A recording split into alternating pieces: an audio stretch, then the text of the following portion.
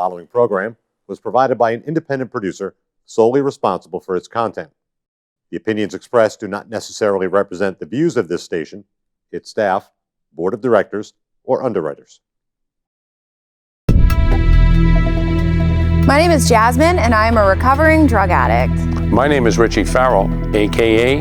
the Old White Junkie. And we are your hosts for Exit Team Nashua. Our mission is to bring recovery into the living room. Last year, over 72,000 Americans died of an accidental overdose. That's almost 200 Americans every single day. We will bring you guests with real-life experiences with addiction and recovery.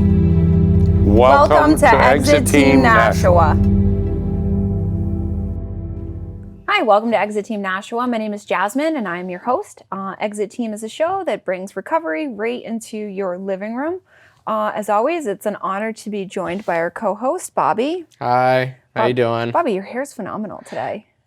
Listen, I knew my friend Henny was going to be watching, so I was like, I had to throw some stuff in my hair.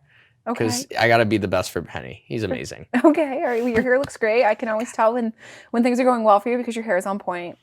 It's a good barometer of my my overall well-being. How's mine look?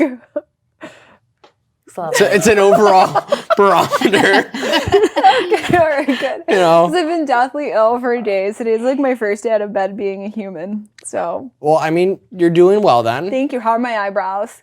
On point. That's what do the kids call it? On fleek. On fleek? Is that what the kids call it? You are the kids, bro. You are. I know. I'm 35. Yo, fall back. Listen, do you see all the grays? Not with the nice hairdo. I know, right? Oh, she's good. She's good. She's picking up what you're putting down. We've got to bring her on more often. Okay. Okay. All right. We'll see. We'll see how it goes. Okay. So, Sarah, welcome to the show. Thank you for having me. It's an honor to have you. Thank you. I've known you for a little bit, but I don't actually know your story. Yeah. So I'm like really excited to learn more about you because we do a lot of work together. Yep. So it's always better when you get to know someone on a more personal level. Absolutely. So what brings you to the show? Well, thank you guys for both having me. So I'm really very, very grateful to be here. Mm-hmm. My story, like through my struggles with addiction, I started pretty early on, and there was no reason like for me to drink a drug, none whatsoever, the way that I did. Like it said, like I loved the way it made me feel. Like I was an insecure child. I was fearful. I was scared. I excelled at a lot of things, but like nothing like made me feel good. Yeah. Like drinking and drugging did. When I started, at the time that I had started and I had picked up opiates, I was at a very young age. I was at like early teens, and my brother was already a full-blown opiate addict. Yeah. So back in like 97, 98, 99, my brother really started to dabble in OxyContin. So firsthand, like I saw the effects of drug addiction and like what it does to families. And I remember thinking to myself, like, I will never do that. Mm-hmm. Like this is the perfect example of like what not to do. Here it is in front of you, the pain, the anguish, the sadness, the misery, like all laid out in front of you. And like, all you need to do is just not do that, and I did it probably far worse than he ever did it. Mm-hmm. Yeah. He was the first one I got high with, and like I said, like I loved the way it made me feel. And from that point on, How old were you?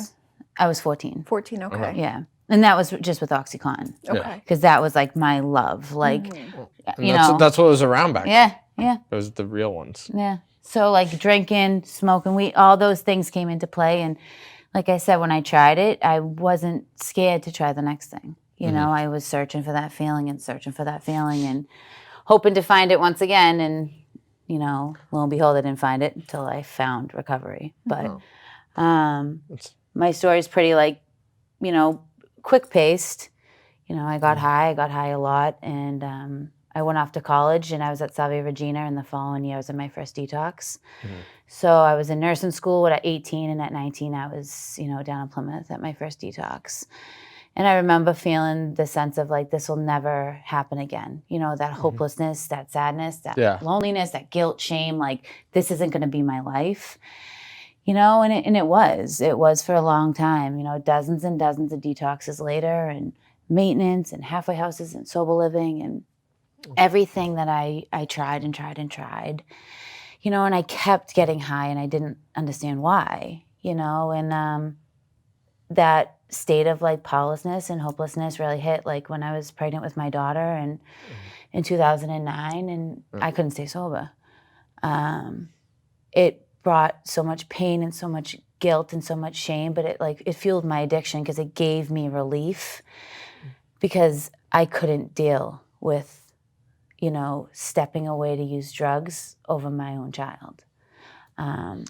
Most normal people would be like, do whatever you got to do, get back, and I couldn't. But it's not that easy. No. You know what I mean? Especially if we have this thing. Right. It doesn't respond to logic or reason, because if it did, then I wouldn't be sitting here. Right. Right? Right. Would you be sitting here? No. It sounds like you wouldn't be sitting here either. Right. It's not just something of like, oh, just stop getting high.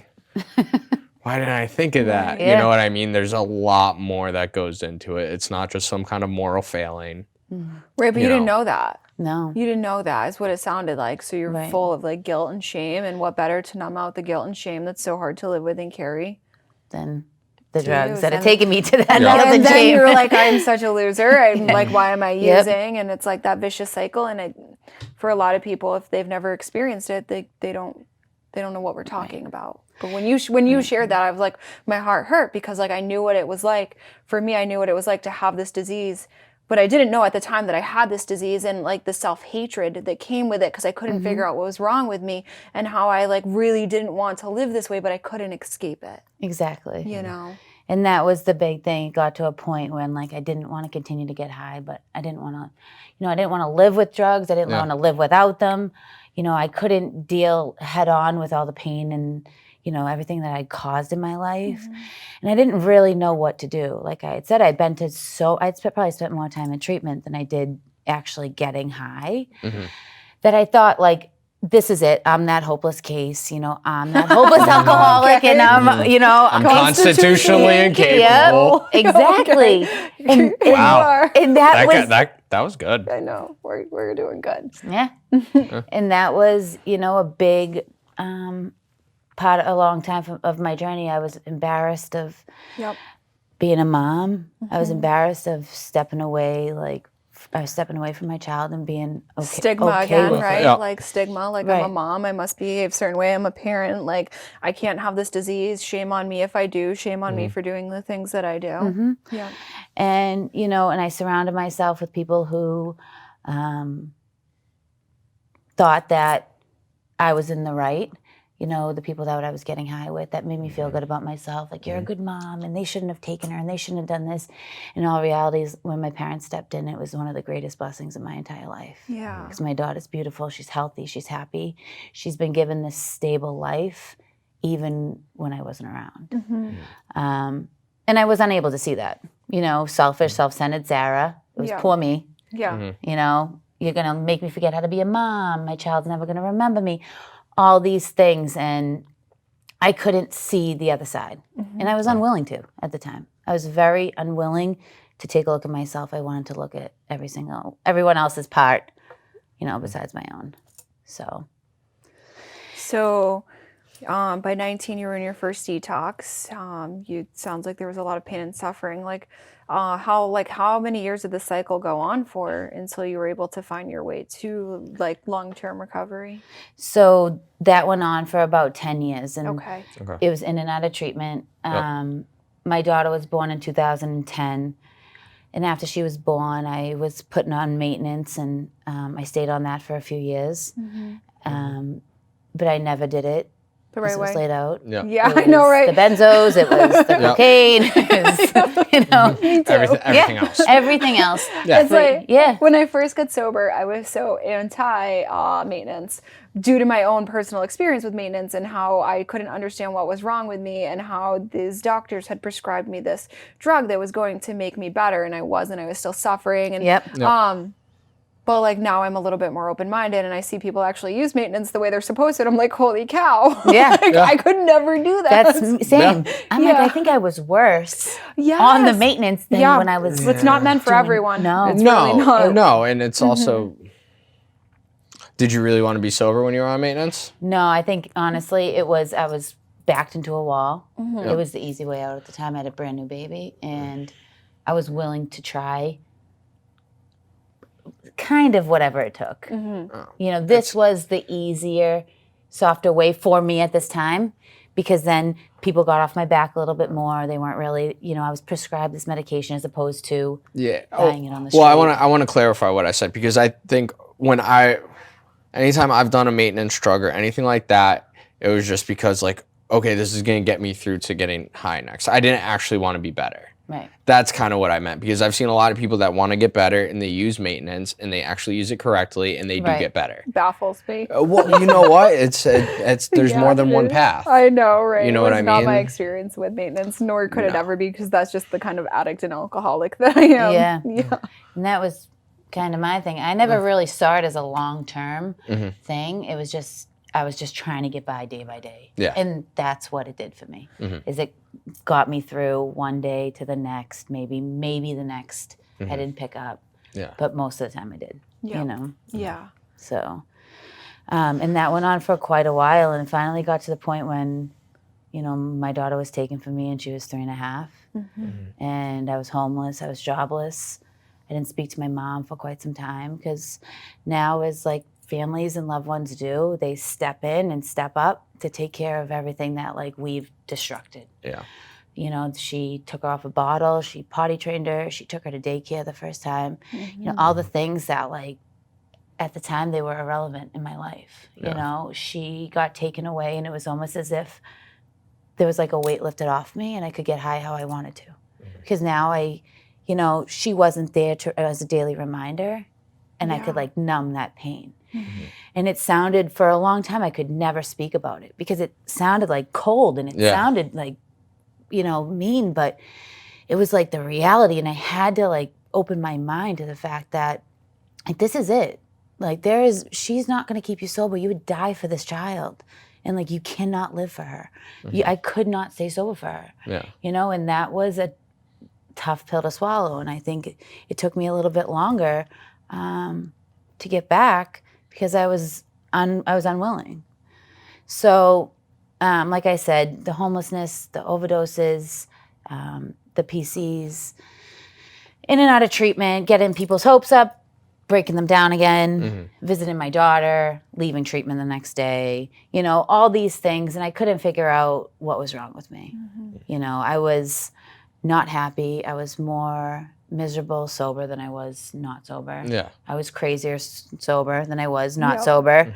Like, it was just like this, I don't know, I felt like I was in this nightmare, and I had to escape it. And I had to escape it with drugs and alcohol, because it was the only thing I knew for like any sort of relief.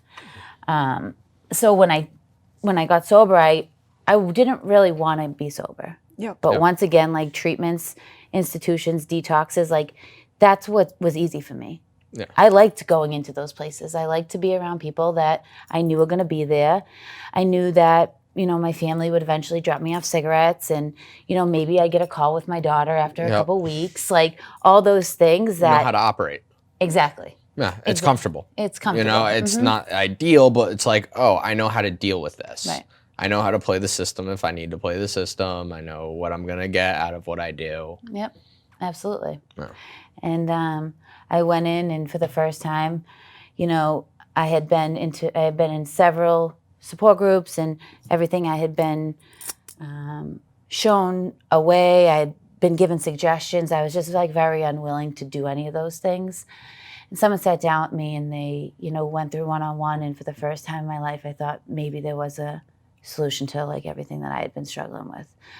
I didn't truly believe, but like I had faith that if I continued to go, maybe things would get better. I had seen people tell their stories and, wholeheartedly feel this way about this way of life.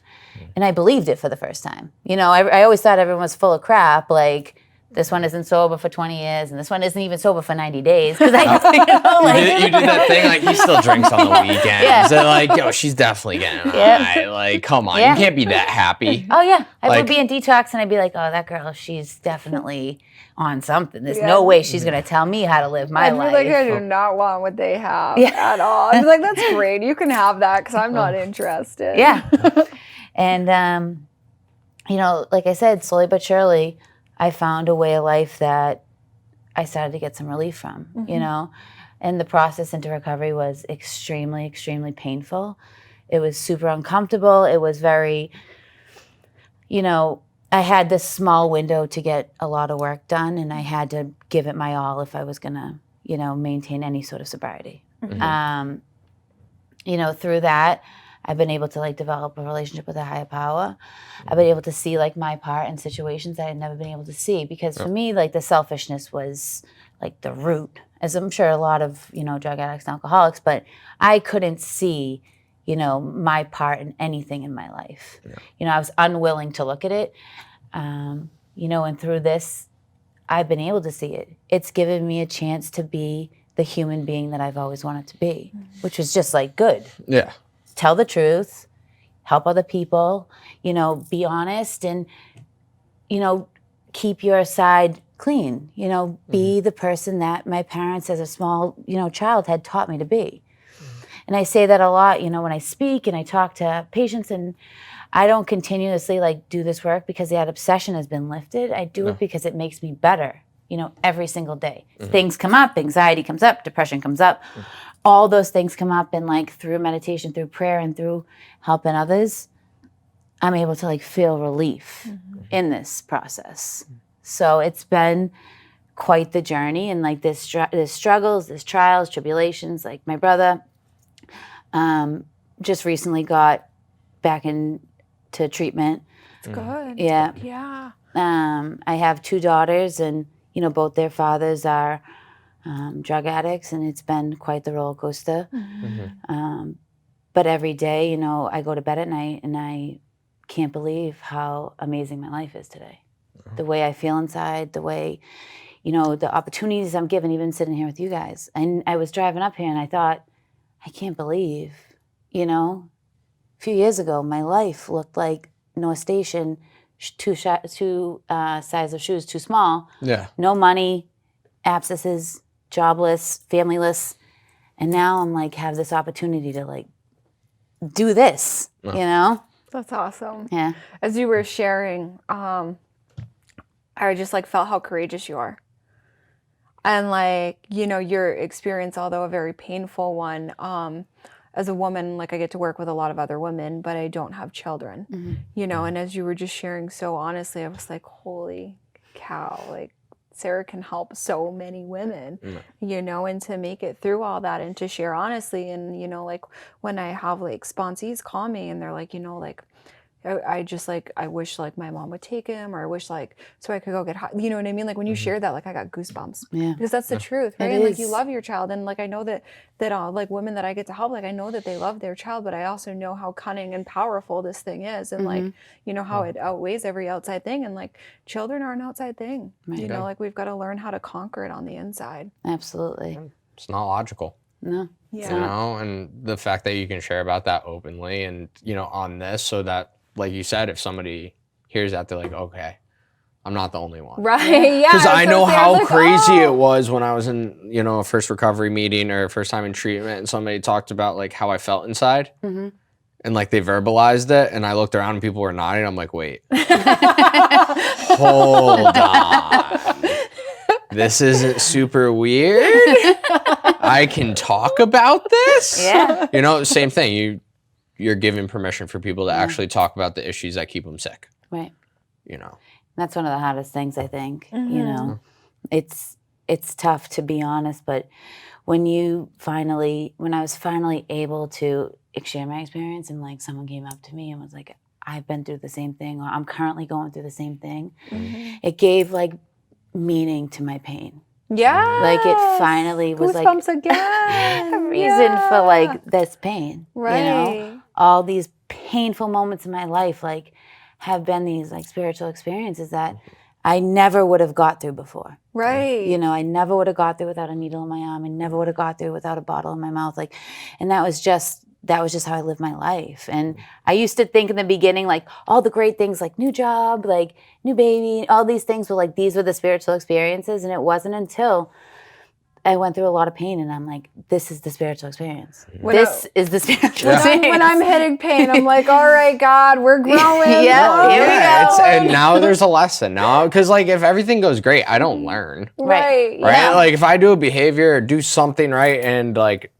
it's negative, but it's not Right. like immediately affecting my life, I'm just gonna run it. Yeah, absolutely. Because like, okay, I'm doing this for a reason, probably because it feels good, and until it causes a bunch of pain and blows up and burns me to the ground, I'm not Yeah. going to change it Right. because I'm kind of stubborn. No way. See, it works. It works. No, but you're saying, see how our experiences can benefit others. Right. I think that's one of the. So what do you do today to help others? Like, how do you help others today? So today, I am part of a support group. I help Okay. a lot of other women. That's awesome. I speak at a lot of family meetings. That's great. I just started to go to training to become a family interventionist. Oh, that's awesome. Yes. That's yeah. amazing. Mhm. I took the course over the weekend, and it's going to be 6 months to a year before you become licensed, but I'm starting my training to work with families, and I was like, they're going through the training and like the interventionist, because there's many like modalities for recovery. Right. And so the type of training that I'm doing is you set one particular goal, and that goal is like you're going to treatment. Right. Like there is no I'm going to go to therapy. I'm going to go to IOP. It's like, Yeah. and so you work with the family how to, teach the family to set boundaries for themselves. Which This is is about you, amazing. and this is how you get well. And so in this particular training, I'm working with the family, teaching the family how to get well. And the goal is that as the family gets well, that they will raise the loved one's bottom, and that the loved one will eventually get well. And so even though I'm going training to be an interventionist, of course the goal is that the loved one gets the treatment, but really like I'm working with the family to help the family have the breakthroughs that they need Yeah. to have. That is like my heart right It's there. so cool. It really is. Yeah. It's been such a a game changer. Mm-hmm. It really has. Seeing people like my parents, like who have had my back since the start, that have been through more than I could ever imagine going through. With the loss of my brother and my older brother being in active addiction, and me being in active addiction, and raising grandchildren, and being there for these parents has been like truly a blessing in my life. Being there for the people like that we destroy, like the victims in this, like has been. That's like, I'm sure, in this business, you get calls from certain patients, clients, whatever you want to call them, parents, like breaking down sobbing. Yeah. And then that realization, I don't know if it happens to you, or if it happens to you, I have the realization of like, my mom definitely did this when I was in treatment. Yeah. Or my mom definitely did this when I was out. Right. And like, I kind of like curl up, and then I call my mom after. I guess I'm not that compassionate. Yeah. Good for you though. I'm sorry. I'm just like, when I get those phone calls, I'm like, how cool. Like you're Yeah. calling me and you're exposing your heart, how you want your loved one to change, but like they're not going to change until you change. And so if you want them to change, like what are you willing to give? Because if you keep producing the same environment, they have no reason to not go back to that. And Exactly. so it's Safety like, net. right, like what are you going to give? How are you going to change? What is going to change within you to help them change? Exactly. A lot of times people like they just want like the loved one to go to treatment, and they don't want to change anything else. And it's in the training that I went to over the weekend, they were like, if you have a corner in the house that's full of mold and you keep taking the mold out, what's going to happen? The mold's going to keep growing back. Like you have to go in and like change all the infrastructure. And so they were like, that's what you need to do within the family if you really want the loved one to change. I was like, I love that analogy. Yeah. It's perfect. Yeah. So I do a lot of that. I also work at Northeast Addictions Treatment Center as the alumni director in Quincy. Okay. It's been an experience. Bobby does alumni work. I do. I started do? in alumni. Now I'm a community relations manager. So I Awesome. oversee the alumni department, and I do some outreach. And Awesome. I did alumni for a very short period of time. I started a rockin' alumni Listen, program. Did you? Yeah. I love alumni, and I the do fact too. of like seeing how they grow, and seeing like getting those phone calls of like, yeah, no, like I just got like the job doesn't matter to me, No. whatever. Yeah. But hearing how pumped they are about the job because now they're a normal Yeah. member of society, like that gets me going. Because I remember when they came in and they told me to go, Yeah. Yeah. Absolutely. So, but like the fact of like, oh yeah, no, like I just took my kid out to a trampoline park or something. And it's like, yeah, yeah. that's awesome. It's been really, really great. It's a position I never envisioned for myself. I didn't have much hope for my future. Mhm. And being a part of this organization and watching, like you said, watching these people grow and change and being a part of that. And like with the alumni, it's wonderful because it bridges that gap between like treatment and outside world. And I'm able to be a part of that. And It also that's- is like a huge connection piece because you bring like alumni back for events and you can connect alumni with, struggling clients or, help them get to that. And then also for anyone that like struggles or falls off the beaten path, like you can help them back to resources as well. Exactly. And even not just for them, it's for, like, let's think about how many families themselves all suffer from addiction, right? And then one person gets well and they understand that their loved one can also get well. And now you're the bridge for them too. Exactly. It's a way to help touch so many other people's lives in a positive way than you thought possible. Yeah, it's amazing. It really is. It's really cool. It's great. And I get amped. It's such a day of like so much sadness and to see people like do well and get families back and these little like, positions of getting sobriety and jobs, like you said, all these things. It's like, wow. I remember when you walked in the door and you were a train wreck. You know? I love it when treatment centers invite me in to be a guest speaker for alumni events because there's just so much gratitude in that room. Like the love that like clients have for like their alumni and like how proud they are where they came from, and like you just get fueled off and you're like, yeah, your treatment center rocks. I walk out like like pumped off of that and like their gratitude. It recharges you. It does. Right? Like every alumni, like when we did this big camping trip up in the White Mountains. It was like 3 days. And then by the time I'm leaving, I'm like, this is awesome. Yeah. Like I'm so pumped because I'm seeing like, oh yeah, I just, I'm living with my family again. Or after this, I'm going on another vacation, all this stuff. And it's like, dude, you were homeless. Yeah. You were homeless. It's amazing. I get amped. I know. Me too. It's also really cool, like watching your peers grow.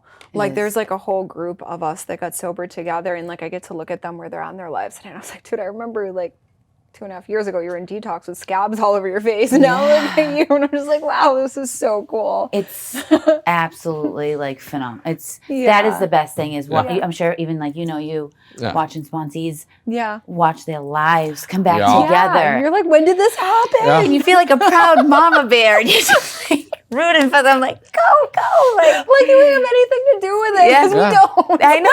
I know, but it's amazing. Yeah. But so the show's over. Thank you guys. Yeah. Thank you for coming on. Thank it was you. a pleasure. I don't know what I'm saying. Yeah. That worked though. See, that worked right there. See? It worked. Thank you for coming on. You were great. So if you're watching the show, you're struggling in any way, you want to get in contact with Sarah, reach out to her at Anyaddictions.com. Anyaddictions.com. You can also send us a message on our Facebook page. I'm a heroin addict. Would be more than happy to get you in contact with Sarah, get you in contact with Bobby or myself. And thank you for watching. And as always, we love you.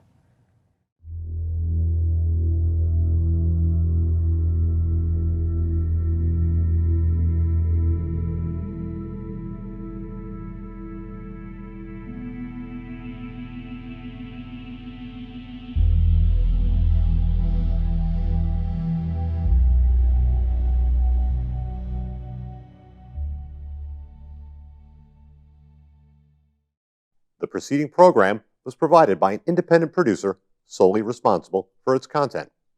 The opinions expressed do not necessarily represent the views of this station, its staff, board of directors, or underwriters.